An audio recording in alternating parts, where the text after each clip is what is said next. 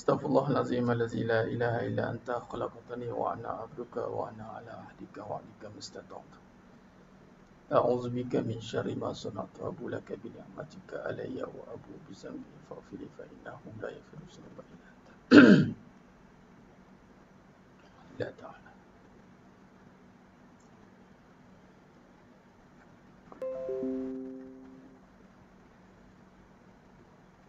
Assalamualaikum warahmatullahi wabarakatuh. Bismillahirrahmanirrahim. Innal hamdalillah nahmaduhu wa nasta'inuhu wa nastaghfiruh wa na'udzu billahi min shururi anfusina wa min sayyiati a'malina. May yahdihillahu fala mudhillalah wa may yudlil fala hadiyalah. Asyhadu an la ilaha illallah wahdahu la syarikalah wa asyhadu anna Muhammadan abduhu wa rasuluh. Allahumma salli ala Muhammad wa ala ali Muhammad. Rabbi yassir wa la tu'assir, rabbi tammim bil khair. Rabbi shrah li sadri wa yassir li amri wahlul 'uqdatam min lisani yafqahu qawli. Allahumma aftah alaina hikmataka wanshur alaina min khazaini rahmatika ya arhamar rahimin. Al-Malikul Quddusus Salamul Mu'minul Muhaiminul Azizul Jabbarul Mutakabbir. Subhanallahi amma yusyrikun. Wallahul Khaliqul Bari'ul Musawwirul lahul asma'ul husna. Yusabbihu lahu ma fis samawati wal ardh wa huwal azizul hakim. Wala haula wala quwwata illa billahil aliyyil azim. Amma ba'du. Sidang penonton, sidang jemaah mata Allah Subhanahu wa taala. Mudah-mudahan kita semua tergolong di dalam golongan hamba-hambanya yang benar-benar bersyukur. Alhamdulillah. Summa alhamdulillah. Mari kita sama-sama memanjatkan syukur kepada Allah Azza wa Jal dengan sebenar-benar erti kesyukuran yang kita zahirkan dari hati kita yang benar-benar menghayati akan erti nikmat yang telah Allah kurniakan kepada kita hari ini. Terutamanya nikmat iman, amal dan ketaatan. Mudah-mudahan kita dengan nikmat yang Allah kurniakan itu menambahkan lagi kita untuk taat pada Allah SWT. Semakin lama kita semakin dekat pada Allah SWT melalui jalan ketaatan, insya-Allah. Dan alhamdulillah kita bersiaran lagi sekali pada malam yang penuh barakah ni. Alhamdulillah. Waalaikumsalam warahmatullahi kepada semua yang memberi salam. Alhamdulillah. Bantu dulu sebarkan live kita pada malam yang penuh barakah ni. Lagi sekali kita bersiaran pada malam yang penuh barakah ni. Kita berada di malam Sayyidul Ayyam Yaumul Jumaah. Perbanyakkanlah kita selawat dan salam kata junjungan mulia Nabi Muhammad sallallahu alaihi wasallam. Allahumma salli ala Muhammad wa ala ali Muhammad. Perbanyakkan selawat kata junjungan mulia Nabi Muhammad sallallahu alaihi wasallam, kerana dengan perit jerih baginda Nabi SAW, dengan penuh kecintaan Nabi SAW kepada kita hari ini, sampainya Islam kita ke tanah air kita hari-hari. Itulah dia perjuangan Nabi SAW, dan memanglah disunahkan untuk kita perbanyakkan selawat kata junjungan mulia Nabi Muhammad SAW pada terutamanya malam Sayyidul Ayyam Yaumul Jumaah, insya-Allah. Khair. Alhamdulillah. Alhamdulillah, semua alhamdulillah. Bantu dulu sebarkan, bantu sebarkan supaya ramai lagi yang dapat bersama-sama dengan kita pada malam yang penuh barakah ini dalam siri kuliah pengajian online kita. Kita masuk ke malam yang mana malam ini kita akan nyambung perbahasan kita tentang kita masih lagi membincangkan tentang hakikat dunia dan seisinya. Kita masih lagi membincangkan hakikat dunia dan seisinya. Dan malam ni kita akan syarahkan, iaitu satu surat Al-Imam Hasan Al-Basri. Ini pandangan pada ulama bagaimana melihat dunia dari sudut pandangan sebenar, hakikatun. Dan semalam kita telah syarahkan ataupun kita telah rungkaikan, kita telah kaji dan kita telah melihat bagaimana yang dikatakan perbahasan tentang dunia apabila Nabi SAW melihat dunia ni dengan kacamata yang sebenar. Dengan kacamata hakikatun, hak. Kacamata ini yang dia kata sebut hakikat mana yang benar, yang sebenarnya. Maka kita dah sentuh bagaimana hadis yang mana daripada Abu Hurairah radhiyallahu an, yang mana Nabi kata nak tak tengok dunia dan seisinya. Maka Nabi SAW menunjukkan kepada Abu Hurairah radhiyallahu an keadaan satu longgokkan sampah. Cuba tengok. Bila kata dunia dan seisinya itu dia no value, tak ada nilai, sampah. Nabi SAW terus bagi poin terus poin yang tak ada lagi berselindung. Inilah kebenaran. Kebesaran ini tiada berselindung dia.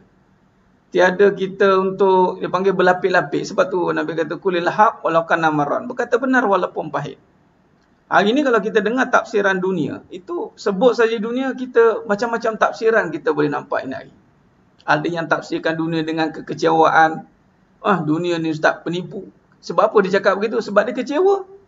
Dia tak dapat apa yang dia nak, maka dia tafsirkan dunia mengikut kekecewaan dia. Nampak? Ada orang tafsirkan dunia dengan keadaan senang dia. Makna kata tafsiran dunia itu diterjemahkan dalam keadaan, bukan pada kebenaran. Malah kalau keadaan itu bersandarkan perasaan, sidang penonton sedang dimahmati Allah SWT. Dunia dari sudut pandang keadaan itu pelbagai. Orang mungkin bercakap dari sudut pengalaman dia, perik jerih dia, dengan sudut bagaimana jatuh bangun dia ceritalah bab dunia. Ada yang cerita dengan keadaan perjalanan susah dia, maka dia ceritakanlah kesusahan dia di dunia. Ada pula yang dah kecewa dengan dunia, dia ceritalah dengan kecewa dia. Ada yang keadaannya cerita tentang kesenangan dia, dia cerita pula tentang kesenangan dia. Nampak? Jadi sedang mata Allah SWT, kita tak nak berbahas tentang keadaan. Kita tak nak berbahas bersandarkan pengalaman semata-mata. Kita tak mau. Sebab pengalaman, keadaan, dia ada bias. Dia ada dipanggil intention dia. Ada dipanggil self-interest. Dia ada self-interest. Dia ada kehendak diri tu ada. Jadi kita nak berbicara soal kebenaran. Bersandarkan kebenaran. Sedang mata Allah SWT. Alhamdulillah, terima kasih kepada yang baru menonton, baru bersama dengan saya pada malam ni. Alhamdulillah. Baik, kita nak sambung perbahasan kita pada malamnya penuh barakah ni, insya-Allah. Jadi kita nak berbahas dari sudut kebenaran. Dunia dari sudut kebenaran. Maka kebenarannya itu, Nabi SAW kata dunia itu ibarat bangkai, ibarat sampah. Dan kita dah tengok bagaimana Allah SWT pencipta dunia sendiri mengatakan bahawa wal mal hayatad dunya illa mata'ul ghurur. Dunia ni penipu. Jadi kalau kita lihat perbahasan-perbahasan yang mana bersandarkan hakikatun kebenaran, kita sepatutnya tiada lagi kita patutnya berdolak dalih lagi, sebab kebenaran itu sentiasa akan menang. Kebenaran. Jadi sedang mata Allah SWT. Jadi pada malam ni, kita nak lihat bagaimana kata Al-Imam Hasan Basri pula. Seorang ulama besar ni. Dan beliau juga bukan sekadar yang kita maklum tentang kehebatan dalam keilmuannya, tetapi Al-Imam Hasan Basri juga sebagai ahli perniagaan. Dalam kitab Hakikat Tauhid dan Tasawuf karangan Al-Imam Ibnu Athaillah Askandari rahimahullah mengatakan Al-Imam Hasan Basri seorang pedagang yang hebat, yang berjaya. Pedagangnya batu permata, G2G, government dengan government. Nampak? Jadi kalau kita lihat bagaimana tafsiran dunia ni dari sudut agama, yakni Allah pencipta dunia, dari sudut pesuruhnya dan ulama. Jadi sedang jemaah mata Allah SWT. Maka kita kena ikutlah. Al-ulama warasatul anbiya. Nabi kata, al-ulama pewaris Nabi. Dan Nabi pula itu utusan Allah. Maka bila kata perbahasan itu ada nas daripada ulama, nas dikukuhkan pula dengan mesti ulama mengikut Nabi. Nabi mesti mengikut apa yang Allah kata. Maka kita sebagai umat Nabi SAW, kita ni sebagai hamba Allah, mana mungkin kita boleh ada pendapat kita sendiri.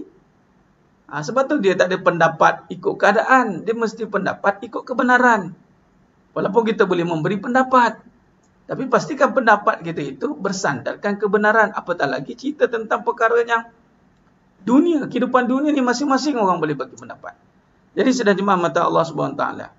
Baik, maka di sini kalau kita lihat bagaimana kita nak kaitkan dengan perbahasan kita pada malam yang penuh barakah ni, kita nak lihat bagaimana kata Al-Imam Muhasan Al-Basri dalam menterjemahkan tentang dunia dan seisinya ini. Kalau kita rujuk pada kitab muka surat 22, kita berhenti semalam dekat muka surat 22. Kalau edisi yang lama muka surat 17. Edisi yang sebelumnya muka surat 17. Kalau yang edisi terbaru ini muka surat 22. Khair, mari kita lihat perbahasannya. Sidang jemaah mata Allah Subhanahu wa taala. Baik, terima kasih kepada yang baru menonton. Baru menonton bersama dengan saya pada malam ni, alhamdulillah. Khair.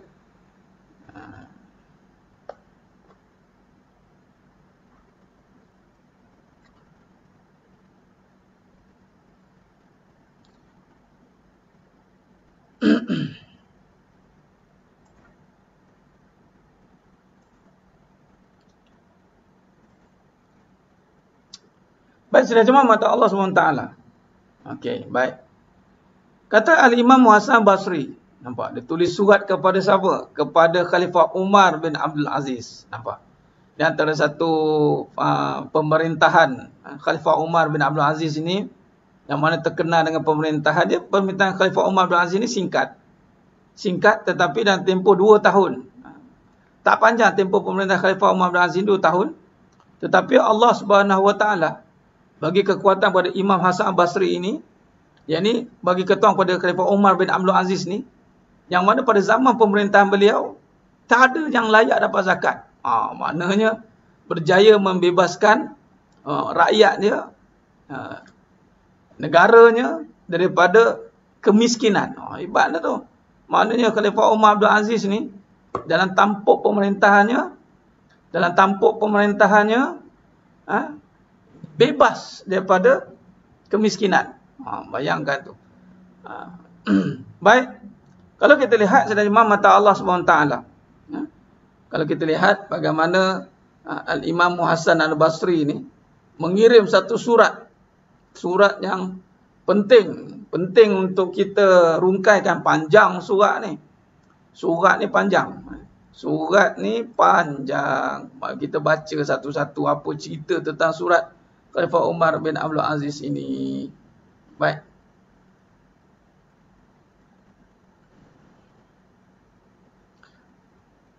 Tengok apa kata ulama. Al-Imam Hasan Basri kata. Cuba tengok.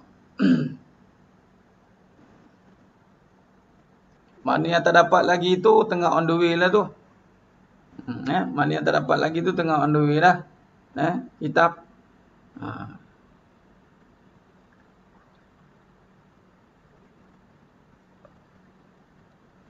Sekejap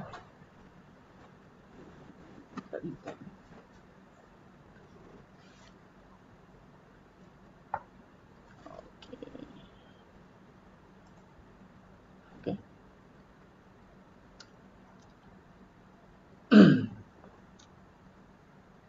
Sekalian jemaah mata Allah Subhanahu Wa Taala. Khair.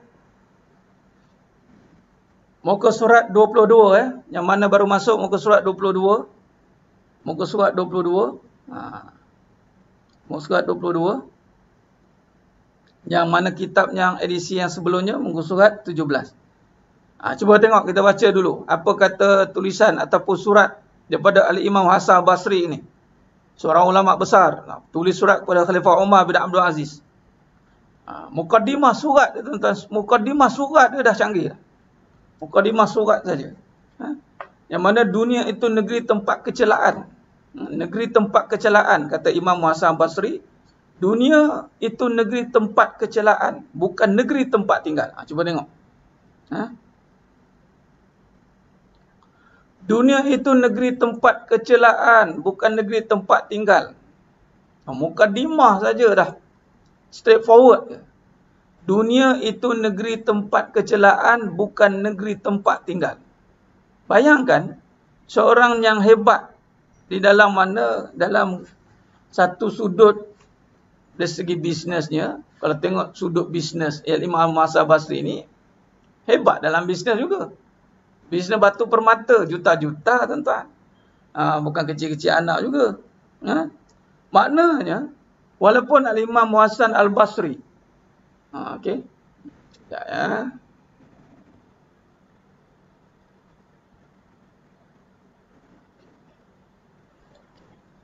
Walaupun Imam Hasan Al-Basri seorang yang Allah berikan kelebihan di dalam perniagaannya, tapi ketika diberikan takrifan tentang dunia itu tidak terpengaruh dengan keadaannya. Ini yang kita nak ni. Maka kita bercakap berdasarkan kebenaran. Apa pesandakan hadis Nabi SAW? Nabi kata apa? Dunia itu ibarat longgokan sampah. Sampah. Maka Imam Hasan Basri kata dunia itu tempat kecelaan. Bukan tempat tinggal. Bayangkan, dunia bukan dunia itu negeri yang mana kecelaan. Bayangkan. Tempat kecelaan, bukan tempat tinggal. Bayangkan tuan-tuan, sedang Imam Allah SWT. Kita ni nampak kat dunia ni hebat. Kita duk nampak dunia ni seronok dah. Tapi kalau mari dekat Imam Hasan Basri kata dunia ni tempat kecelaan. Nampak? Nampak?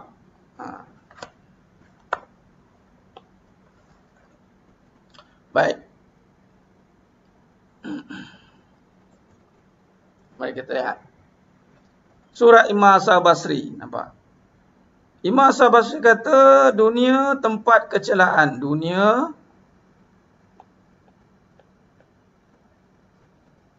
tempat kecelaan. Nampak? Dan dunia ni bukan tempat tinggal. Bukan tempat tinggal.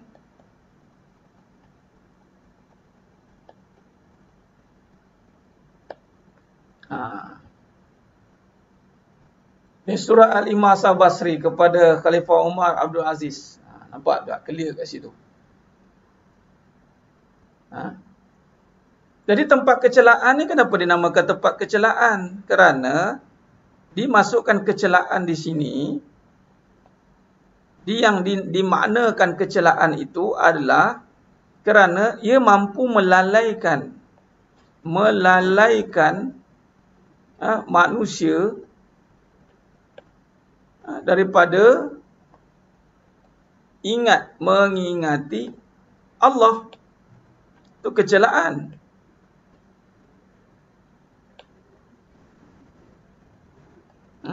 Melalaikan manusia daripada ingat kepada Allah.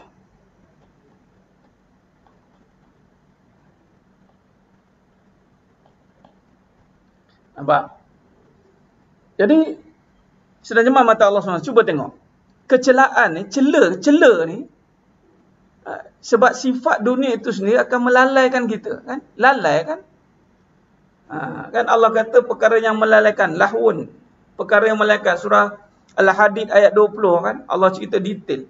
Permainan. Kal-la'ibun. Permainan. Jadi bila kata permainan melalaikan perhiasan dia, maka dia akan membuatkan kita lupa Allah. Dunia ni akan membuatkan kita lupa Allah. Lupa pencipta. Ini masalah ni.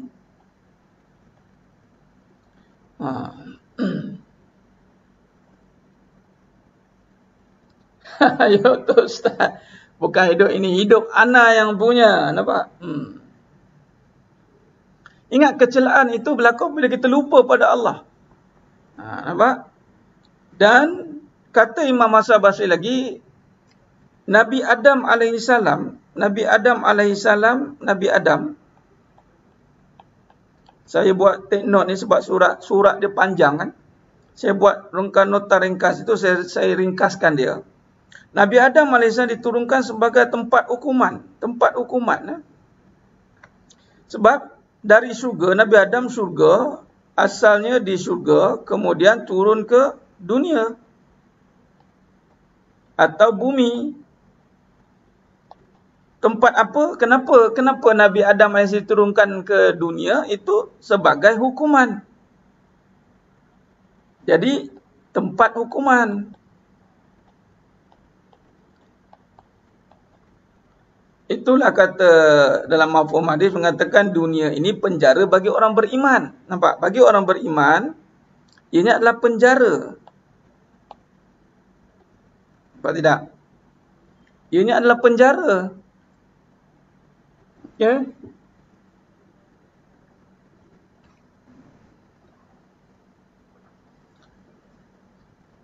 Kata Imam Hasan Basri lagi, wahai Amirul Mukminin, apa nak dibekalkan ni? Apa bekalan dia? Apa bekalan kita ni? Apa bekalan? Apakah bekalan?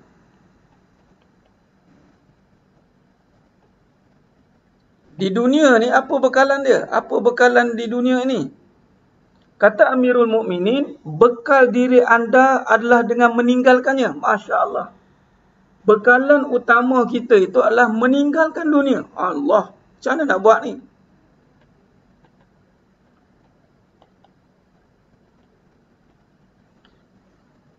Nampak? Bekalan dia. Kata Al-Imam Muhasabah, dia kata, terima kasih kepada yang baru join. Terima kasih. Terima kasih. Bantu sebarkan. Bantu sebarkan supaya ramai lagi sahabat-sahabat kita ni. Sahabat-sahabat kita ni kena tahu perkara ni. Allah, Allah, Allah. Tempat bertaubat Ustaz, penjara katanya. Ya sudah, tentu di penjara itu kan bertaubat. Kan? Kita masuk penjara itu kan tempat bertaubat. Tapi kita tidak mengatakan. Benar Puan Atika Zuleka. Semua tak boleh. Banyak larangan. Di dunia ni banyak larangan. Ada larangan. Larangan banyak ni. Di sini larangan banyak ni. Larangan banyak. Larangan banyak. Nampak? Bekalan utama meninggalkan dia. Benar? Nampak? Ni perhati babe. Kita nak sebut satu-satu surat ni. Ibarat walaupun surat ini ditulis kepada Khalifah Umar Abdul Aziz. Dan Khalifah Umar Abdul Aziz berjaya menghayati surat ini. Dan menyebabkan Khalifah Umar Abdul Aziz menjadi sebaik-baik juga pemimpin waktu itu. Dan kita pun kena menghadamkan surat ini. Kita hadam kita hayati surat ini. Bagi yang benar-benar mahu berjaya hidup di dunia ini. Nampak di kalam ulama' ni. Kalau kita lihat, bekalan utama dengan meninggalkannya, nampak? Dan kekayaan. Kekayaan yang dinamakan dunia ni. Ni katanya kaya bukan kekayaan dunia ni. Ni nama kata fitnah ni. Kata Imam Hasan Basri, kekayaan dunia itu adalah kefakiran. Kita duk tertipu. Tertipu. Kaya je harta. Kaya je harta. Dan ni harta lah ni. Kaya bagi dunia itu adalah harta lah. Harta. Siapa yang termakan ataupun tertipu ataupun masih lagi mengatakan kaya itu harta, maka itulah kefakiran. Nampak? Dan siapa yang meninggalkannya, yakni meninggalkan harta itu. Dengan apa kita nak meninggalkan? Ni kita nak bincang ni. Maka itulah bekalannya. Apa meninggalkan? Meninggalkan harta. Bukan mengumpul harta, meninggalkan harta. Meninggalkan macam mana Ustaz? Pahala. Jadikan dia pahala. Nampak? Meninggalkannya itu adalah bekalan. Kekayaan dunia itulah kefakiran. Nampak? Macam mana nak lepaskan dunia? Lepaskan dulu maknanya. Janganlah bagi makna bagus-bagus. Ni makna bagus-bagus kita bagi. Para pemimpin kena belajar itu. Kita semua pemimpin. Puan Nur Aini Jahuri. Kita adalah khalifah. Orang perempuan pun kena faham benda-benda ni.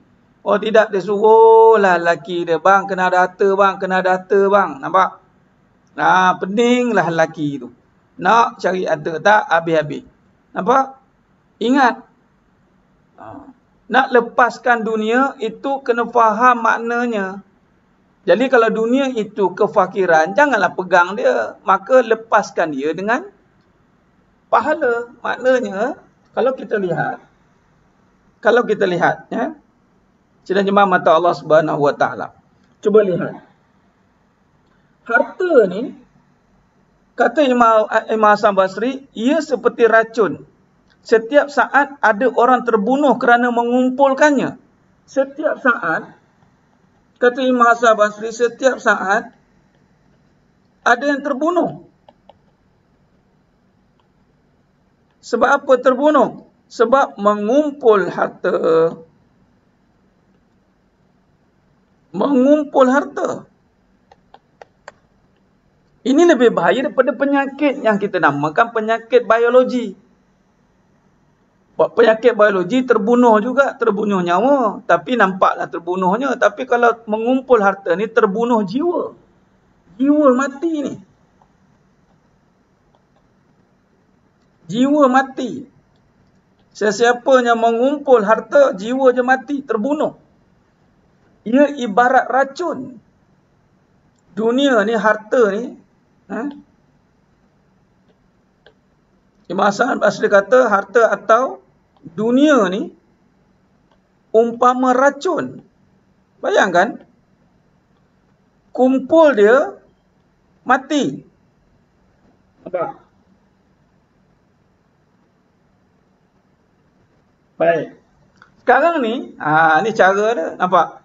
Setiap saat ada orang terbunuh kerana mengumpulkannya, ia seperti racun yang meracuni orang yang tidak mengenalinya. Dan disitulah kematian. Lalu jadilah di dalamnya seperti orang yang mengubati lukanya. Ia memahami demam sebentar kerana takut atau tidak tenang. Ia bersabar atas pahitnya ubat kerana takut akan penyakit berpanjangan. Nampak? Perumpamaan bagi orang yang masih nakkan harta ni, ibarat orang sakit yang tak sembuh-sembuh.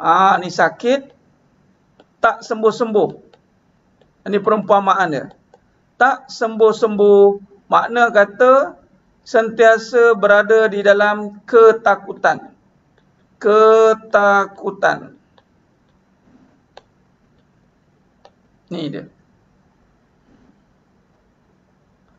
Ya, penyakit hati lagi bahaya daripada penyakit biologi. Penyakit biologi, kafarah dosa, penghapus dosa. Penyakit hati, nambah dosa. Nampak? Penyakit hati ni, ia menambah dosa. Dia. Jadi sidang jemaah mata Allah SWT. Maka di sini, kalau kita lihat, beruntunglah sesiapa yang ada harta dan dia meninggalkan hartanya itu di jalan agama. Inilah dia orang yang beruntung. Orang yang beruntung itu sebagai contoh. Bagaimana ni Ustaz? Okey, baik. Mari kita syarahkan dia secara teknikal, secara ilmiahnya. Nampak? Mari kita lihat. Pertama, sedang jemaah mata Allah SWT, Allah kurniakan kita masa. Dalam bab nanti kita akan sentuh bab masa. Itu dalam bab amanah. Tapi malam ni saya sentuh sikit tentang masa. Bila masa ni, Allah bagi masa, maka kita gunakan masa ni untuk kita melakukan segala aktiviti. Nampak? Aktiviti lah. Jadi, bila aktiviti ni, maka adalah yang terjemahkan aktiviti ni dengan bekerja atau berniaga. Sepatutnya masa ni, asal masa ni untuk apa? Asal masa untuk ibadah. Nampak? Allah bagi masa. Masa ni ibarat nyawa. Nyawa ni Allah bagi ni masa. Allah bagi masa ni atau Allah bagi nyawa ni satu je, illa liya'budun. Surah Az-Zariyat ayat 56.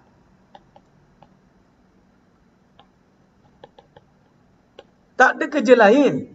Kalau tengok waktu masa ni, kalau solat 50 waktu. Nampak tidak? Kalau ikutkan, kalau dah pahala pun kurang buat macam mana nak buat lepaskan dunia, itulah dia. Sebab dia kurang buat pahala, itulah dia tidak akan melepaskan dunia.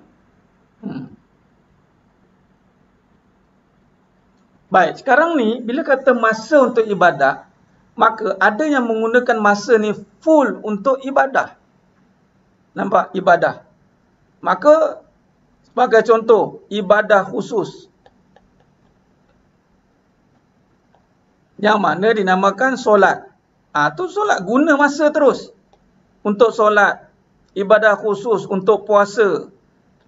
Ni rukun-rukun lah ni. Puasa, haji, nampak, atau umrah, nampak.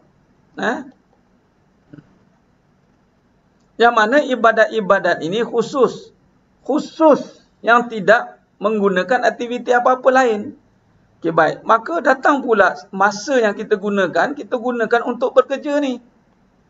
Bila kita gunakan untuk bekerja, maka di sinilah datangnya harta.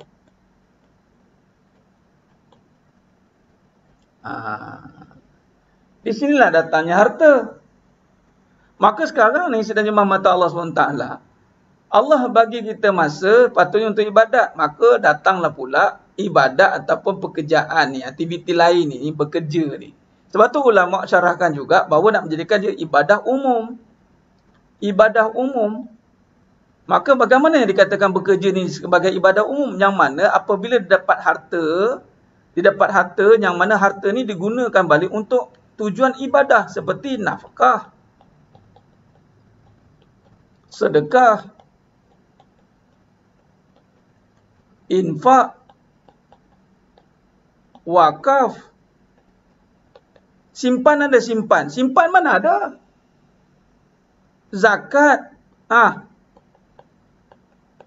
Kalau semua perkara ini ada pada kedudukan harta, maka selamatlah dia.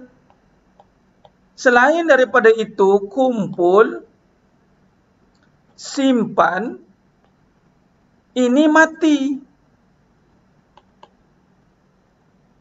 Nampak?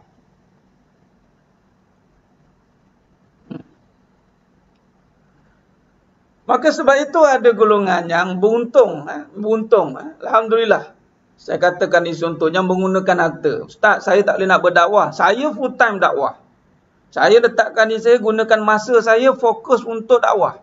Apa maksud dakwah? Kerja saya itu saya jadikan dia sebagai dakwah. Tak sempatlah nak cari, ustaz kena fikir itu, nak kena kumpul, nak fikir harta, nak ni. Sebab dia begini, masanya Allah bagi ni, setiap orang Allah akan bagi kelebihan dia untuk ke mana pergi. Macam saya, Allah takdirkan masa untuk menggunakan di jalan dakwah, berfikir, membangunkan modul pendidikan, ilmu yang mana mungkin antum semua, anda semua mungkin tidak sempat nak melakukannya. Tapi antum semua bekerja, ustaz, saya bekerja, ustaz, saya berniaga.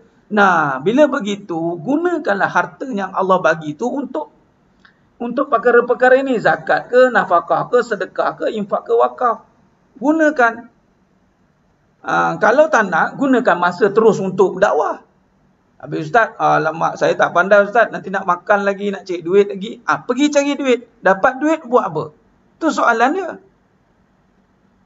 Itu soalan dia. Jadi tahniahlah. Yang mana saya perlihat. Saya bukan jenis buat fundraising ke apa ke. Saya maklumkan je. Dah ramai lagi ustaz lain semua tu. Yang mana yang telah meletakkan diri mereka ni 100% di jalan agama. Sebab mereka, Allah bagi masa ni. Allah bagi masa dekat mereka ni. Masa ni digunakan untuk aktiviti dakwah. Memang kita perlukan harta. Nampak? Perlu. Tetapi kita tak nak letakkan mahu. Mahu ni malu kehendak. Tak nak. Sebab kemahuan itu akan mendorong kepada kenapsuan sebenarnya. Jadi, kerana tuntutan agama mengatasi segala-galanya, jadi masa itu digunakan untuk dakwah. Nampak? Maka, fokus dia adalah untuk dakwah. Masa digunakan untuk dakwah. Aktivitinya adalah berdakwah. Ustaz, tak ada kerja. Kerja saya dakwah. Itu dia. Maka datanglah nanti sumber-sumber harta dari sudut jalan-jalan yang Allah berikan. Itu kaedah dia. Jadi sekarang ni, kena letak diri kita ni. Sebab nanti mati. Imam Hasan Basri kata, sesiapa yang mengumpulnya mati. Inilah dia, inilah duduk harta ni. Di sinilah fitnah ni datang. fitnah yang mana masa ni sidang jemaah mata Allah SWT, kita banyak habis masa cari harta. Masa habis ke dekat harta. Yang mana kita namakan kerja. Kerja Ustaz, niaga. Tak kisahlah apa pun. Tapi percaya atau tidak, masa ni sepatutnya untuk ibadah. Maka jadikanlah kerja tu ibadah, niaga tu ibadah. Macam mana nak jadikan kerja tu ibadah, niaga tu ibadah Ustaz? Tukarlah dia jadi pahala. Dapat harta, jadikan pahala. Sedekah. Kalau tak nak sedekah harta, sedekah masa. Lagi mahal daripada harta. Sedekah masa lagi mahal daripada harta. Sebab masa itu lebih tinggi nilai daripada harta. Sebab nak dapat harta, kena ada masa. Nak dapat harta, kena ada masa. Sidang mata Allah SWT. Kalau tak ada masa, tak dapat harta. Saya tak ada masa lah nak kerja. Tak ada. Saya tak ada masa lah nak berniaga. Tak dapat lah. Jadi nilai yang lagi besar itu adalah masa. Ni masa ni. Masa ni nyawa. Kita habis nyawa cari harta. Lepas tu jadi bala. Untuk apa cari harta tiba-tiba jadi bala? Baik tak payah ada harta. Itu kata Imam Hasan Basri kata, ramai yang mati. Ramai yang mati sebelum mati. Kalau mati sebelum mati, dalam mutu qablal maut mengenal Allah, tak apalah. Ini mati jadi zombie. Zombie kampung pisang. Nampak? Sedekah masa. Sebab tu contoh suri rumah. Tak ada kerja ke? Siapa kata suri rumah tak ada kerja?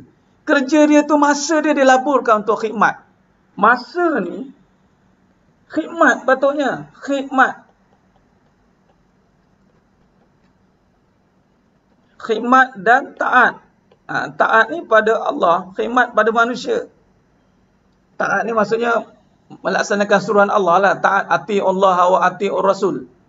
Jadi siapa yang Allah suruh taat itu, taatlah. Yang dinamakan khidmat. Contoh taat pada suami. Itu dinamakan khidmat. Taat pada mak ayah. Mak ayah. Itu dinamakan khidmat. Ni masa ni lagi ramai. Lagi ramai pula, lagi mahal. Berapa ramai yang sedekah masa? Nak zikir pun. Sebab tu solat duha Nabi kata setiap sendi itu sedekah. Nak zikir subhanallah pun kedekut. Subhanallah. Rasa macam buang masa. Nak dengar ceramah malam ni pun kedekut masa. Kedekut masa. Orang yang kedekut masa, kedekut harta. Siapa kedekut masa ataupun bakhil dengan masa,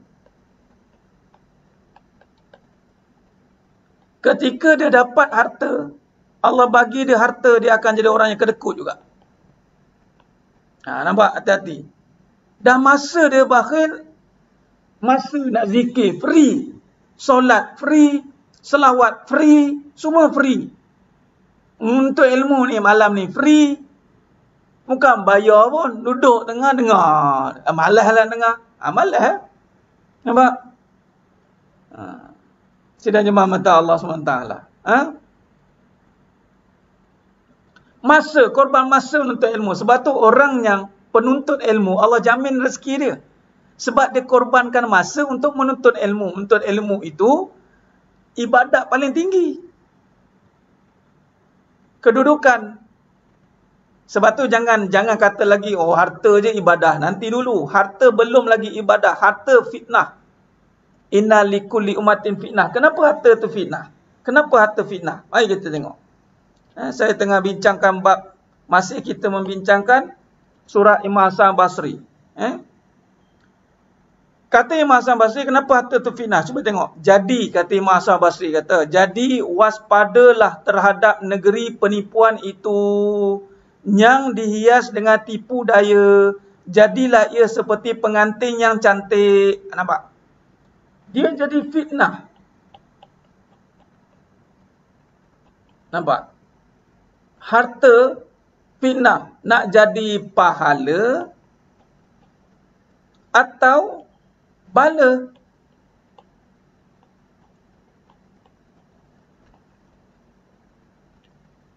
Kita tak tahu mana satu. Maka Fitnahnya adalah dia melihat harta ini cantik.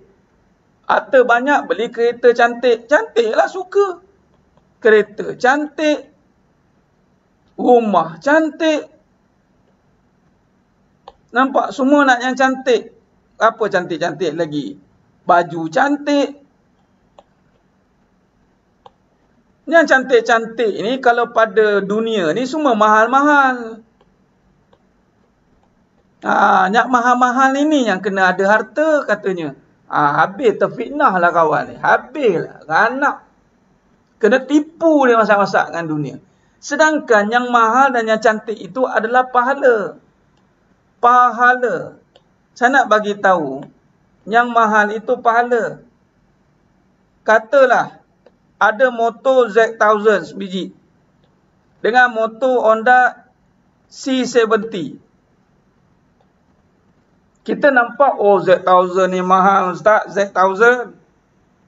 Z1000 mahal ni. Nanti dulu. Mahal itu dikira pahala. Kalau Z1000 ni yang harga dia adalah 50,000.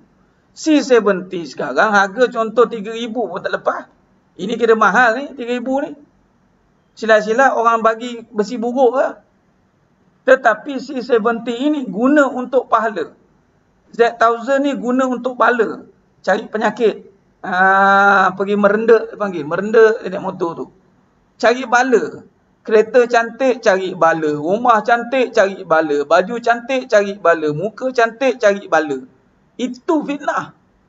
Tak dapat apa-apa pun. Tertipu dia. Itu bala tu tak ada nilai. No value. Tak ada nilai. Cantik di mata manusia. Buruk di sisi Allah. Itulah sampah tadi. Bangkai. Sebab itu, kalau kita lihat kepada agama, pahala, memang kita takkan kira harta. Takkan kira harga. Yang paling mahal, yang paling kita nak pakai untuk jalan agama. Tapi tak bermakna kita memilih. Maksudnya, Allah akan kira. Z1000 power tu Ustaz, siapa punya lah tu.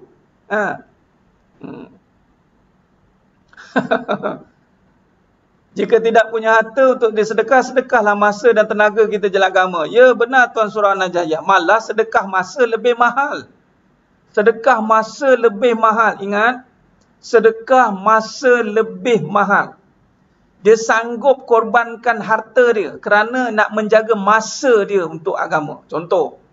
Bayangkan kalau para ulama', tok-tok guru, para asatizah sibuk cari harta juga. Siapa nak mengajar? Bala turun, habis satu dunia.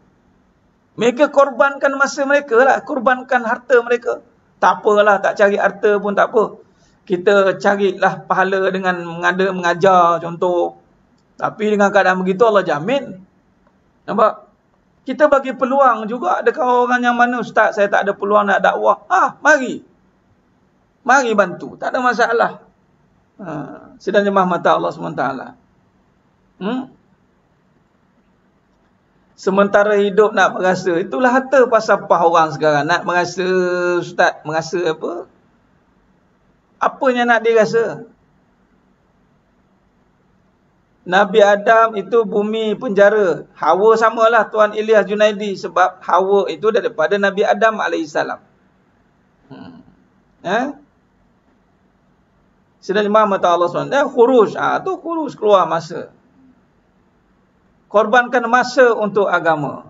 Guna. Contoh yang bekerja. Kalau niat dia, niat. Niat bekerja, niat berniaga. Maksud niat ni maknanya tujuan. Niat ni faham tujuan. Jadi tujuan dia buat amal yang dinamakan kerja tadi, kerja, berniaga. Itu tujuannya untuk kembali kepada Allah, yakni Allah. Maka gunakanlah segala apa yang Allah anugerahkan itu untuk in tansurullah yansurkum. Allah kata, tolong Allah. Nak merasa kalau tak dapat terasa. Itulah dia. Bagus tu. Nak merasa kalau tak dapat terasa. Silap-silap merasa mati dululah. Nak merasa. Adalah dia merasa mati dulu. Nampak? Bangga kadang-kadang tu, duit saya ni Ustaz, saya nak simpan duit demi masa depan. Lala dia kena simpan dulu. Nampak? Dia nak simpan-simpan, dia kena simpan dulu. Hati-hati. Jadi sedang imam mata Allah SWT. Sebab tu, yang ditarifkan rezeki adalah apa yang dimakan, habis. Apa yang dipakai, habis. Apa yang diinfakkan, itulah dia. Nampak? Jadi nak hapuskan cinta dunia ni, jangan lihat dunia itu dengan dunia. Yang tadi kata Ustaz macam mana? Dunia ni nak hapuskan. Jangan tengok dunia dengan dunia. Tengok dunia dengan akhirat. Ni saya buat kesimpulan awal ya. Jadi nak buang dunia ni. Nak buang dunia ni. Macam mana nak buang dunia Ustaz? Kita ambil duit buang ke? Jangan. Kalau nak buang duit bagi saya. Bukan buang fizikal. Itu membazir namanya. Membazir, buang-buang begitu. Kan? Buang ni maksudnya pertama, kita nak lihat dunia. Lihat dunia dengan akhirat. Yang ni yang kita bincangkan ni. Bila kata lihat dunia dengan akhirat, maksudnya akhirat yang mentafsirkan dunia itu. Akhirat mentafsirkan dunia. Akhirat yang menterjemahkan dunia. Maka bila kita sebut akhirat, pertama kita dah bincang tentang Nas. Yang ni Al-Quran. Akhirat kata dunia ni apa? Menipu. Kita ulang balik kan. Jadi, lihat. Dah kalau menipu, janganlah tertipu. Dunia itu penipu. Ini Allah kata. Maka caranya jangan tertipu.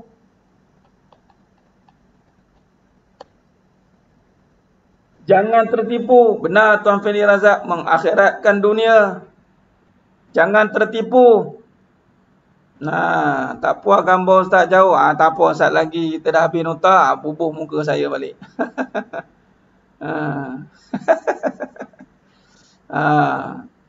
Okey. Jadi penipu, dunia penipu, jangan tertipu. Baik, bila kata jangan tertipu, Allah bagi kat dunia ini, Allah bagi apa? Allah bagi masa.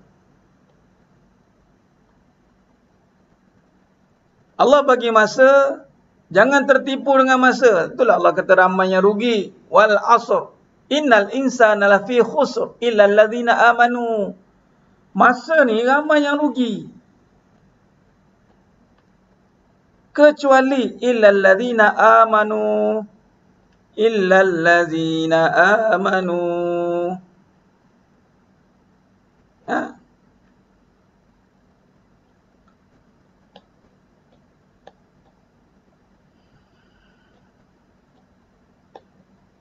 Kecuali orang yang beriman.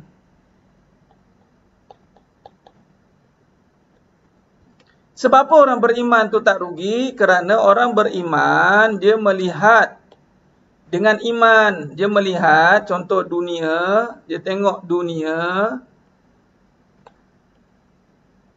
atau masa, dia nampak satu je. Apa dia? Pahala. Itu je lah. Dia takkan tertipu.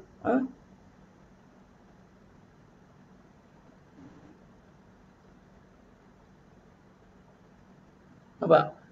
Jadi, jangan tertipu. Maka, bila Allah bagi masa, jangan buang masa.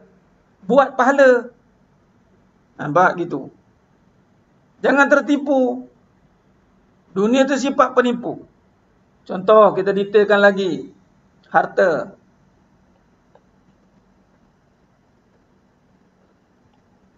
Harta ni sifatnya penipu. Jangan cakap begitu. Apa sifat penipu harta ni? Kita ingatkan harta ni kekal je. Kita anggap harta ini kekal. Tengok. Kata Imam Hasan Basri.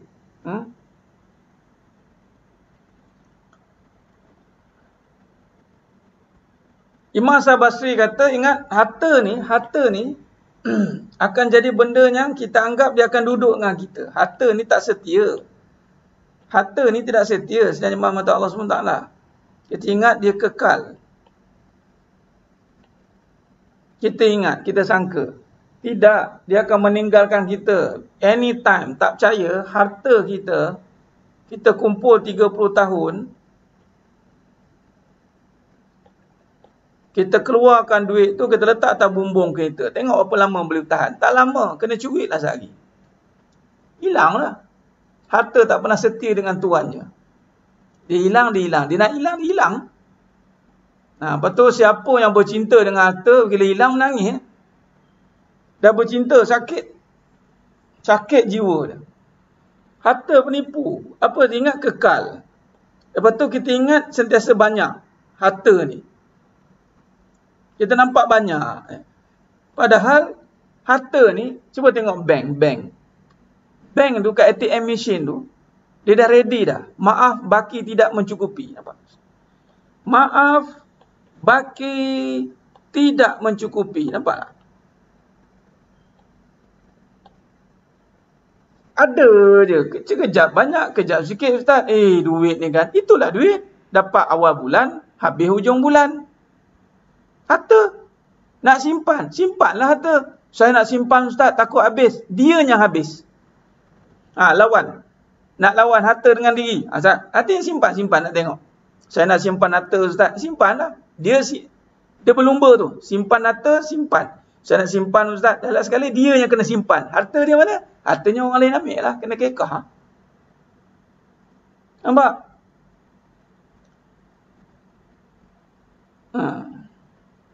Pedih. Ya, habis kat nikah. Habis. Apa dapat? Sebab tu jangan guna untuk sekadar dunia. Berhabis untuk dunia untuk apa? Jadi, kita habis masa untuk harta jadi apa? Sebab tu kena fikir pahala.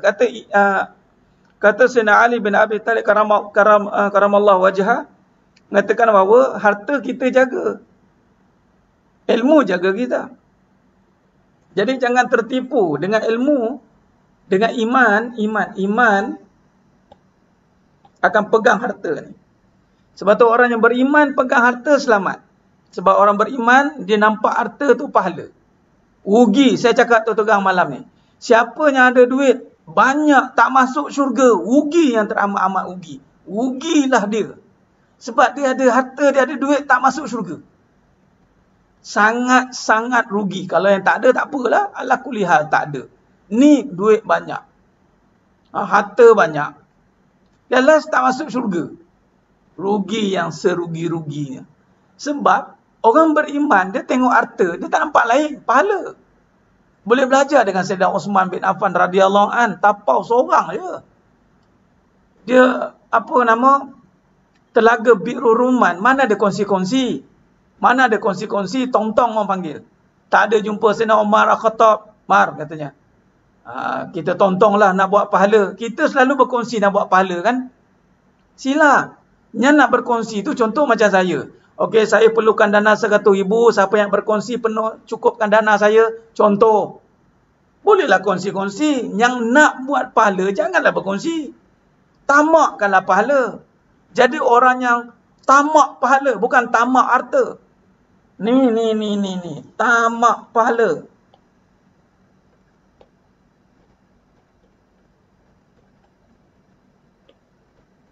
Bukan tamak harta. Senyum juga sedekah Ustaz? Boleh. Tapi kalau lalu kat tabung Jumaat tu dia senyum tu tabung tu kena baling balik kat muka orang tu katanya. Aku bukan nak senyum, aku nak duit katanya. Tabung. Time tabung Jumaat lalu dia senyum. Apa hal senyum? Sedekah je katanya. Tu nama nak kena baling tu katanya. Nampak? Orang beriman tengok harta pahala. Orang beriman tengok masa pahala. Nampak? Dia mesti pahala. Nampak? Orang beriman. Iman, harta. Iman, masa. Dia tengok masa je pahala. Dia tengok harta je pahala. Dia tak ada tengok lain. Dia tak ada fikir lain dah. Dia fikir pahala. Atau dosa. Aku buang masa, aku dapat dosa. Aku buang masa, aku buang harta, aku dapat dosa. Sebab tu harta-harta yang disimpan tanpa ada tujuan-tujuan tertentu, disimpan saja, harta tu akan mengundang bala Allah Ta'ala. Hati-hati sedang jemaah mata Allah SWT. Kalau ibadah korban bagi isteri boleh selfish tak? Kalau ibadah korban bagi isteri, tak faham soalan saya.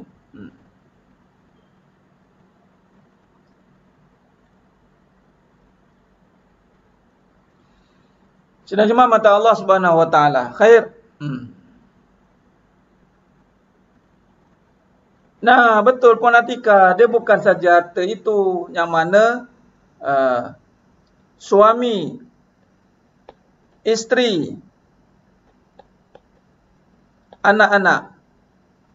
Ini juga penipu. Sama aja.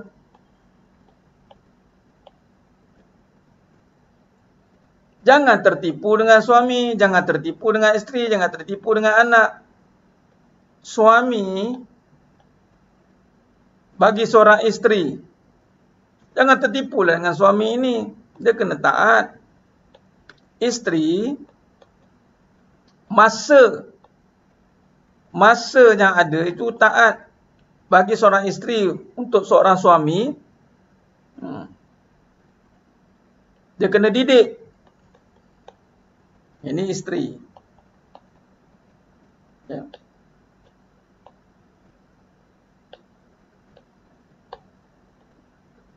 Isteri, suami. Isteri taat pada suami. Suami didik isteri. Itulah dia. Tak ada cerita lain dah.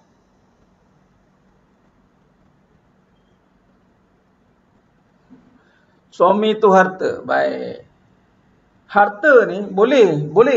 Puan Tuan Ilyas. Baik, harta ni. Harta ni. Dia ada sifat. Harta ni sifat dia adalah puja. Puji. Ni harta lah. Sifat harta ni nak dipuji-dipuji. Jadi kalau suami tu, harta bagi seorang isteri. Kalau isteri, harta bagi seorang suami. Sebab apa harta? Sebab puji-puji tu. Suami nak memuji isteri, nak dipuji. Isteri nak dipuji, nak memuji. Ni apa? Puji memuji itu sifat harta. Nak disanjung. Harta kan disanjung. Sifat harta lagi disanjung. Bermegah. Bermegah, disanjung, bermegah. Berapa ramai yang nak disanjung?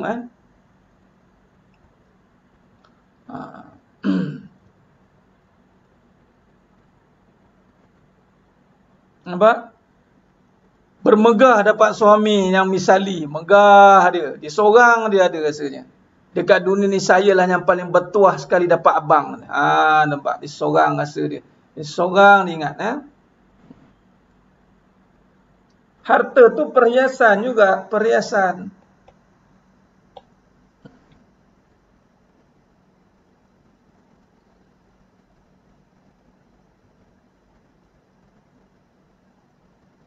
Baik. Untuk menyimpan orang beriman dia tak ada istilah masa depan. Masa depan itu orang beriman. Ni hati-hati ni. Ni terganggu akidah nanti. Masa depan. Menyimpan masa depan. Mana ada untuk masa depan? Masa depan orang beriman itu adalah apa? Mati. Saya nak tanya, alang-alang dah bertanya menyimpan ni, yang dah bertanya menyimpan ni, saya nak tanya, dah menyimpan untuk masa depan dah? Dah menyimpan ke untuk masa depan? Apa masa depan? Untuk mati ni, dah menyimpan dah? Ada dah saving masing-masing tak? Berapa ramai yang menonton ni dah buat tabung wakaf untuk diri sendiri? Berapa ramai? Berapa ramai yang bekerja untuk memastikan bahawa duit dia supaya dia mati, duit dia tak nak putus? Berapa ramai? Kita nak dapat gaji tetap. Gaji kita nak tetap. Ataupun duit. Kita nak untung tetap. Semua nak tetap. Soalan, ada kita fikir sedekah tetap? Lantaklah ustaz, dah mati apa nak jadi? Padahal Nabi dah kata dah. Harta amal jariah tu makna jariah tu, itulah kena ada simpanan masa depan. Saya nak tanya contoh anak-anak. Kita sebagai anak, saya sebagai anak. Mak pak kita menyimpan untuk kita, tadi kata menyimpan untuk pendidikan. Tak apalah, menyimpan untuk pendidikan tu tak apalah.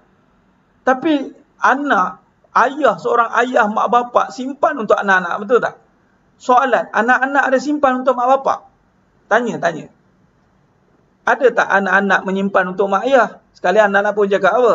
Tak ada ustaz, sebab ayah tak ada masa depan. Nampak? Anakku Sazali betul. Nampak? Jadi sebenarnya menyimpan ni dalam konteks pastikan ada sedekah tetap, adanya dia panggil amal jariah dekat, dia panggil wakaf. Pastikanlah kita dapat duit banyak-banyak tu untuk apa? Itu yang saya cakap tadi, ruginya kita. Kalau nafkah tak banyak, tuan-tuan, nafkah tak banyak. Kalau ikut nafkah tak wajib pun bayar rumah 10,000 sebulan, tak wajib. Kereta pun tak wajib bayar 4,000 sebulan. Nafkah ni makan minum, makan tempat tinggal yang mana mampu. Masalah kita kerja over limit ni, kita nak mahu rumah besar, mahu kereta besar, mahu bini besar. Bini besar tak ada mahu pula. Mahu suami besar. Kemahuan banyak, bukan keperluan. Kita bukan hidup atas keperluan, kita hidup atas kemahuan banyak. Ini dalam bab lain saya sentuh nanti. Malam ni tak sempat.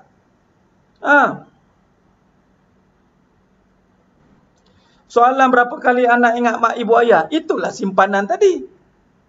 Puan Atikah, berapa ramai anak terfikir, duit dia fikir mak ayah masa depan kat kubur nanti macam mana? Pandai-pandai lah. Orang beriman masa depan dia akhirat. Sebab itu alang-alang pegang duit, pastikan sampai syurga. Tu kalau nak mengaji. Sebab tu kata Imam Hasan Basri kata, waspadalah negeri penipuan ini. Mata memandangnya, hati menatapnya dan jiwa merindukannya, ia membenci suaminya. Kena tipu kita.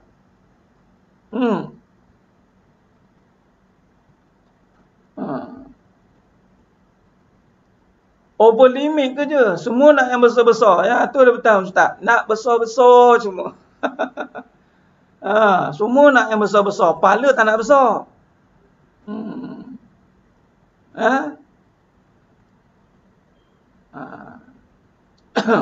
Tak apa, dekat syurga nanti semua slim. Dan Puan Atikah kat syurga semua slim. Tak kisah buat telaga ke ataupun contoh. Jariah. Contoh macam sahabat kita malam ni yang bagi ni. Yang saya boleh sketch ni. Ni jariah lah ni. Selagi mana pakai pahala lah. Buat apa tak aja. Terasa ustaz tu pergi ceramah lah hari. Bagi kita sebiji. Boleh, masalah bagilah. Dia jariah ni bukan semestinya duit saja. Jariah ni wakaf tu benda, duit, ikutlah. Apa saja yang mendatangkan manfaat, bagi. Kita dah ada kereta dah, orang lain tak ada kereta, bagi, bayar duit orang untuk orang lain. Apa contoh ustaz mana-mana ke, tok guru mana-mana ke. Ustaz ni, tok guru katanya ni ada kereta ni, ambil lah satu pakai. Pahala, tapi orang tak nampak pahala ni, nampak bala. Bala aku nak bagi dia pakai. Baik aku pakai, nampak. Ni kena tipu ni. Untuk orang, kita tak akan buat habis ni. Tak payahlah. Kita penting diri kita. Ananiah ni, keakuan ni, nama keakuan. Keakuan. Nampak? Betul. Ada alhamdulillah yang faham-faham yang saya rebut peluang. Ingat, kalau nak memberi, nak bersedekah, jangan ramai orang cakap apa, macam minta sedekah. Ingat, sedekah ni amalan mulia, bukan terminta-minta. Nak sedekah, sedekah. Kadang-kadang kita buat nak sedekah, orang tu terminta-minta tu. Hinanya orang meminta tu kita buat. Patut kita yang kena hinakan diri yang nak sedekah tu. Tolonglah terima duit saya ni. Tolong cik terima duit saya ni. Sebab kalau tak terima, tak jadi pahala ni. Tolonglah terima. Terimalah duit ni. Ambil lah. Sebab inilah harta saya. Patutnya. Ni tidak. Ingat tu. Duit tu. Bukan senang nak dapat. Ingat tu. Amboi, kawan tu terima duit. Selak tu kat situ. Nampak? Nampak tidak? Sedang jemaah mata Allah SWT. Itu sebenarnya. sedekah tetap, menyimpan masa depan. Baik. Jadi, masa yang datang tidak mengambil pengajaran pada masa yang lalu, akhir tidak terhalang dengan yang pertama dan orang mengenal Allah tidak menginginkannya. Ni, orang yang mengenal Allah, kita berhenti kat perenggan 2. Sedekah dengannya tunjuk satu dunia. Sebab sedekah ni dia boleh terang-terangan atau secara sembunyi. Tuan Syahrizki. Malah antara 7 golongan yang dinaung yang mendapat naungan di padang mahsyar nanti adalah golongan yang memberi tangan kanan, memberi tangan kiri tidak tahu. Adapun sedekah dengan memaklumkan itu tidak jadi masalah untuk kita menggalakkan orang lain bersedekah. Sebagai contoh, ni saya maklumkan, ni nampak sahabat kita ni sedekah contoh. Saya maklumkan tapi tak tahulah siapa kan. Tak payah carilah. Kita maklumkan, tak ada masalah. Tak ada masalah. Itu niat tu kita dengan Allah SWT. Tapi rugilah kalau sekiranya pujian manusia tu merosakkan hati. So lebih baiklah jangan tayang kan. Kita ni, kita tahu kelemahan kita kan. Cukup sekali bagi tahu sekadar nak maklumkan. Contoh, sedekah, nak ajak orang bersedekah. Sekali cukup. Ni berkali-kali macam pameran show off lah pula kan. Itulah berhati-hati. Berhati-hati. Tak ada sekarang Tuan Uis dah pakai papan moden ni tak adalah pakai papan putih lah.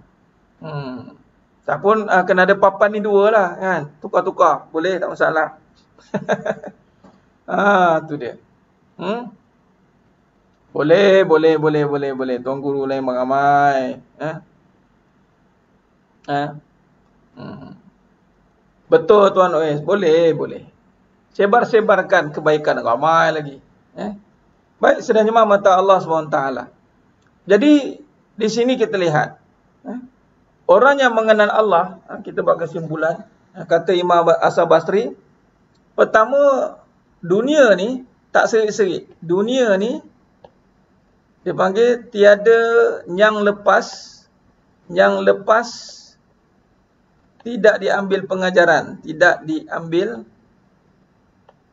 pengajaran.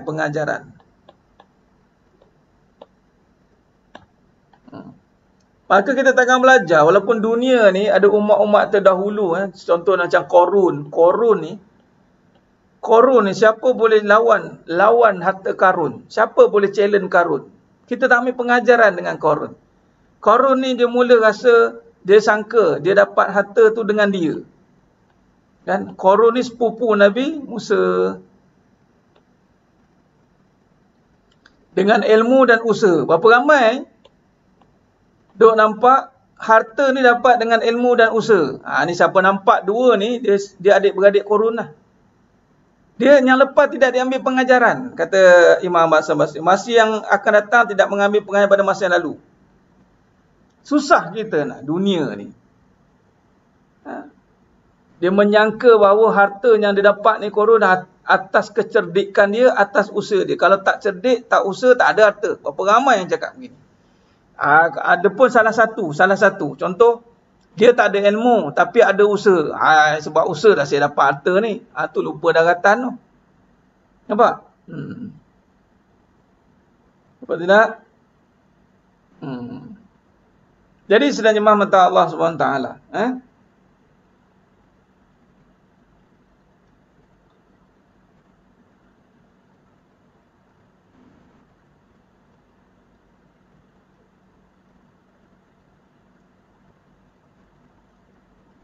Baik.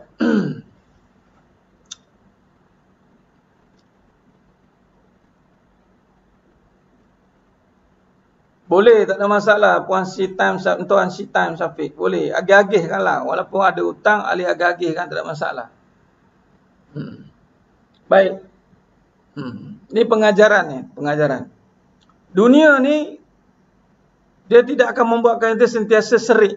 Itu ayat dia. Imam Hasan Basri kata. Yang lepas tidak ambil pengajaran. Dia nampak yang tertipu lah. Cerita dia tertipu. Jadi kita belajar. Korun ada harta. Itu dengan kurniaan Allah. Kita dapat hari ni harta. Semua dengan kurniaan Allah. Apa saja yang kita dapat itu dengan kurniaan Allah. Haza min fa'li Rabbi. Haza min fa'li Rabbi. Itu Nabi Sulaiman alaihissalam, seorang yang hebat, Nabi Allah. Yang Allah berikan, ni kita boleh panggil dia kaya raya. Sebab apa? Seorang Nabi yang taat. Ketika Ratu Balqis bertanya, kagum dengan kehebatan Nabi Sulaiman alaihissalam, Nabi Sulaiman alaihissalam tetap ingat, haza min fa'li Rabbi. Ini kurniaan daripada Allah. Bukan sebab usaha kita sangat. Bukan sebab ilmu kita sangat. Ilmu pun kita jahil, usaha pun kita lemah. Tapi dapat harta lupa. Dapat suami lupa. Dapat anak lupa. Lupa kita. Asal usul, orang kata asal usul lupa. Tu dia. Jadi sebenarnya mata Allah SWT.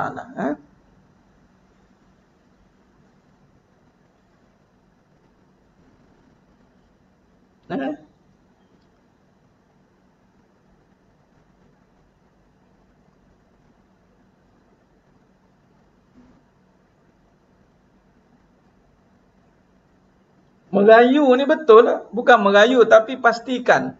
Sebab kita kena ubah. Sebab macam contohlah Puan Anis Farina. Kita nak terima kerja kan. Kita ada merayu tak? Merayu ni kita berharap. Merayu ni maksudnya mengharap, bukannya siapa merayu. Mengharap kita diterima kerja. Jadi sedekah tu kita nak pahala. Kita berharaplah orang terima sedekah kita tu. Supaya jadi pahala. Kalau dia tak terima, habislah. Jangan sampai harta kita tak laku. Itu maksud dia. Jangan sampai Allah buat orang tak nak duit kita. Jangan seronok sangat. Oh, tak ada suruh, lega aku, tak ada orang minta duit aku. Habis, harta tak bermanfaat. Hati-hati.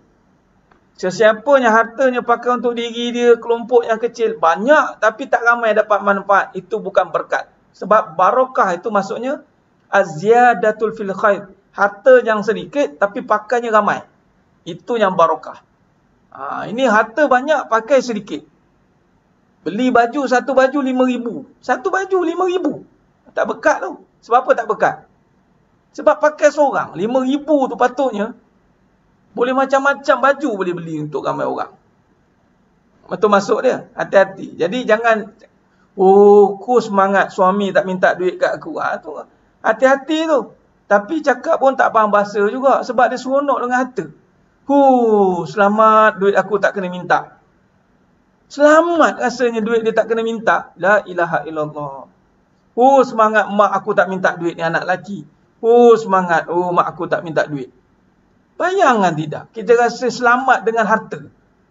Patutnya keluarkan macam Sayyidina Abdurrahman bin Auf radhiyallahu anhu. Dapat untung satu peti besi emas. Tak tidur malam. Kita tak tidur malam tak dapat untung. Terbalik. Faham tidak?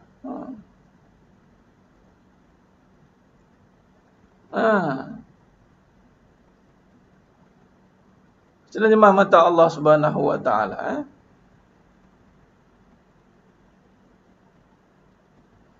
Sebaik-baik sedekah yang terdekatkan Ustaz. Benar. Itu isteri itu sebaik sedekah suaminya. Bang, ini saya ada harta lebih ni bang. Untuk apa ni? Abang pakai untuk abang kahwin lagi. Kan bagus macam tu. Ini saya cerita dia kisah benar. Ada seorang imam tu dekat satu tempat tu, kawan saya. Isteri dia kumpulkan duit untuk suami kahwin lagi. Nampak? Orang pun cakap, gila lah Ustaz. Ya, berlaku. Sedekah lah tu. Sebab apa? Nak bagi peluang dekat isteri lain ada yang susah. Alah Ustaz, susah pun nak kahwin lagi. Siapa kata susah tak boleh kahwin lagi? Awak masa awal-awal kahwin tu tak susah? Cakap je sedar diri sikit. Kadang-kadang tu cakap tak sedar diri tu. Dia ingat kawan kahwin tu senang ke? Dia ingat kawan kahwin lebuk. Dapat harta tergulik. Mana ada kahwin tiba-tiba senang? Jadi kesenangan bukan menjamin perkahwinan.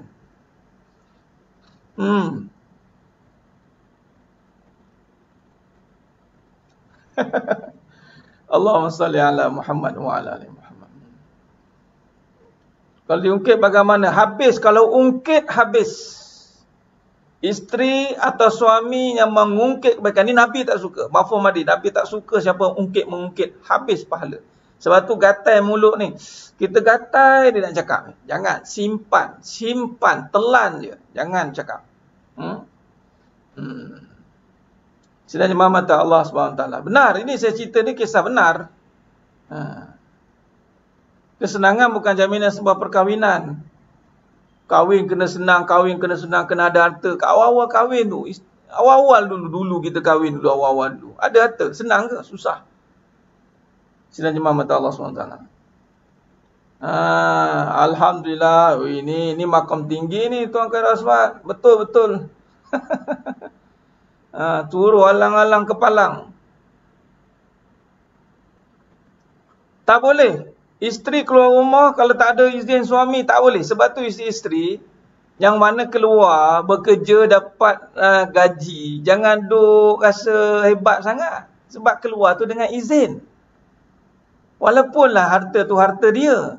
Sebab dengan kederat dia bekerja dapat gaji. Tapi keluar tu dengan izin suami. Kalau suami tak izin, dia keluar juga buat haram. Rezeki, duit tu jadi duit haram. Jangan main-main. Hati-hati orang perempuan. Sebab tu jangan, ni duit I. Kalau saya tak usaha, tak dapat, abang kena ingat. Jangan. Sidang jemaah mata Allah SWT.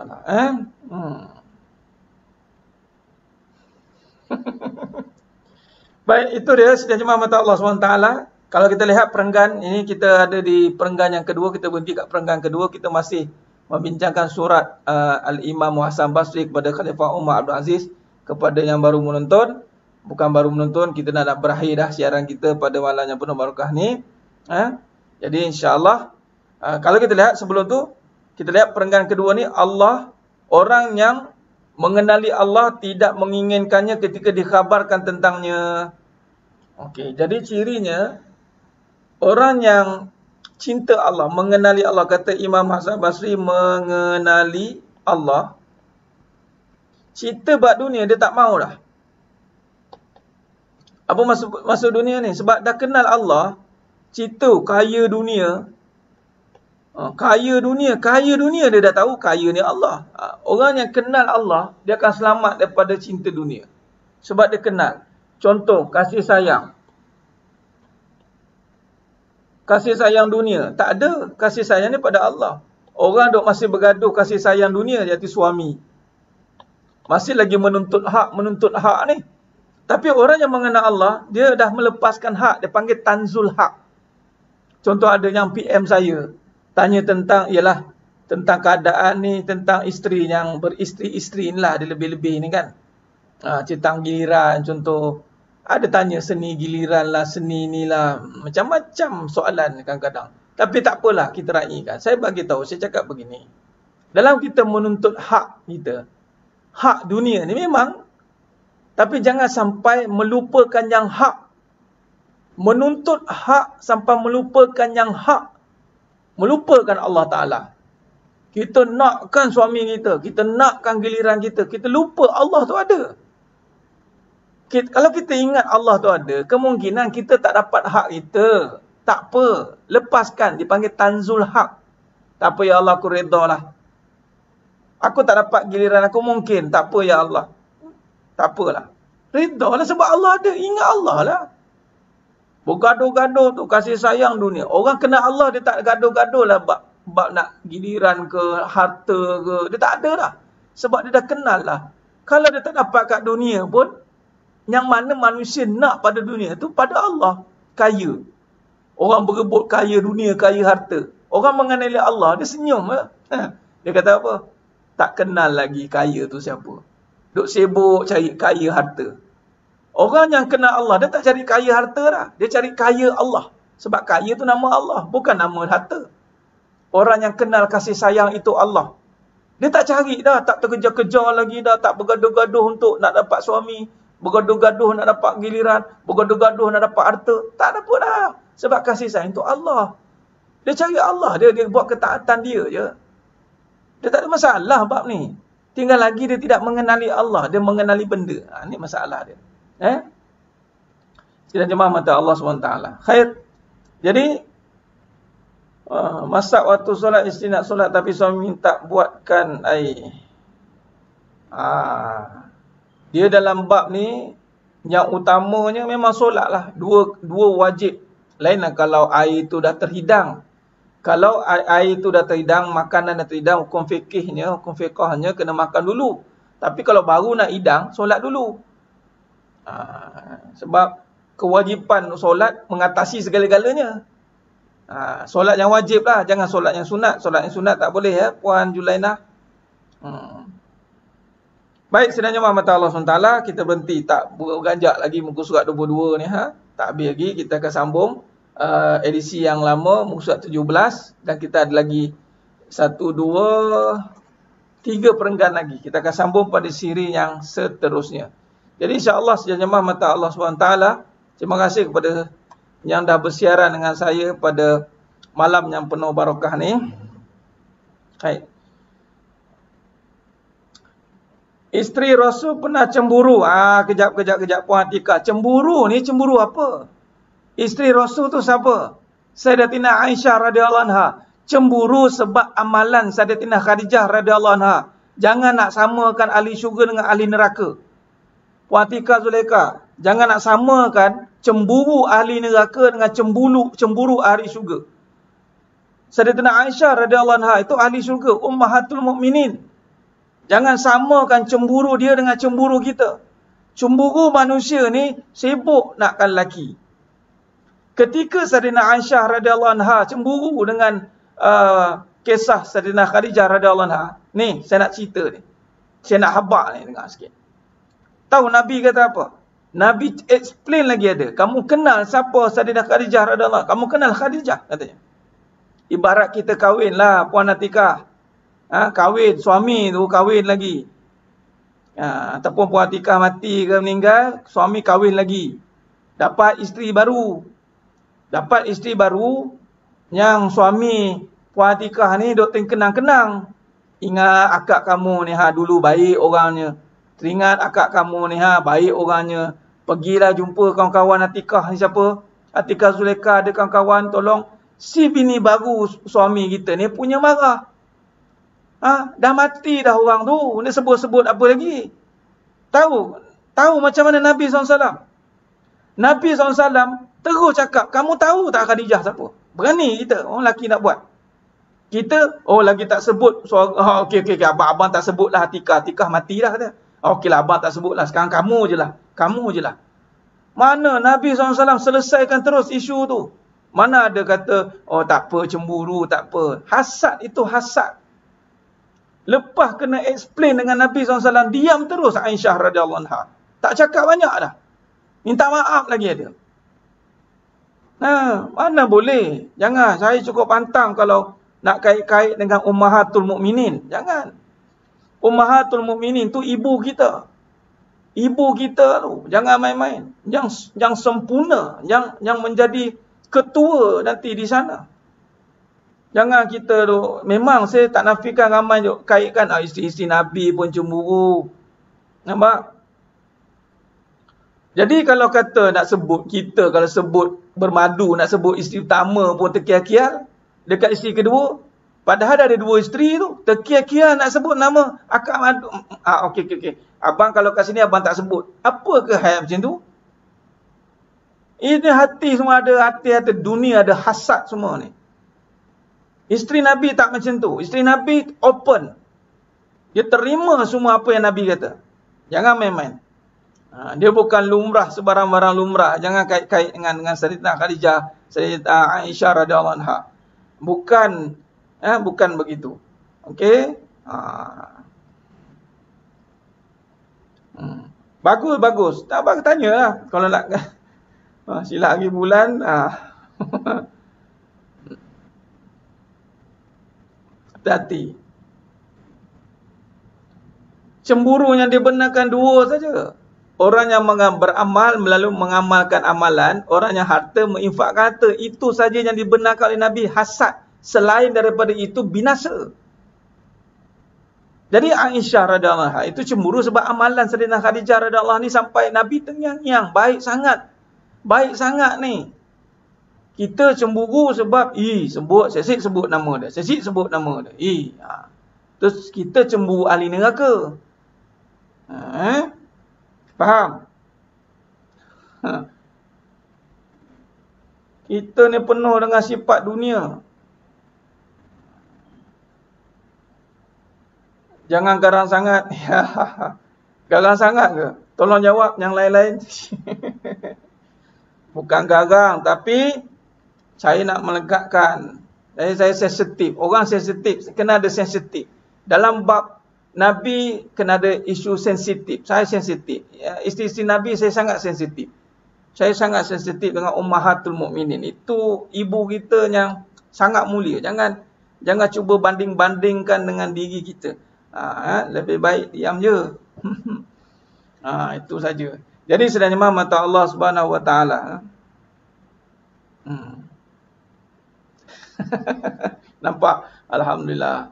Khair. Jadi saya cukup setakat itu perbincangan kita pada malam yang penuh barakah ni. Mudah-mudahan Allah berkati kita semua. Allah berkati kita semua. Dan pada malam penuh barakah ni, Yaumul Jumu'ah Sayyidul Ayyam, mari kita sama-sama perbanyakkan selawat kata Nabi SAW.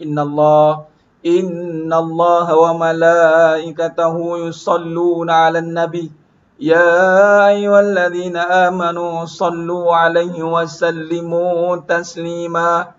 Baik kita selawat dan banyak kata Nabi SAW sebanyak-banyaknya. InsyaAllah mudah-mudahan kita tergolong dalam golongan hamba-hambanya yang mendapat syafaat pada baginda Nabi SAW. Jadi cukup setakat itu. Mudah-mudahan Allah berkati kita semua. Mohon maaf, mohon ampun di atas segala kekurangan dalam penyampaian, terkasar kata, tukuran bicara. Yang mana mohon yang terasa, minta maaf, tapi memang mohon terasa. Baguslah tu.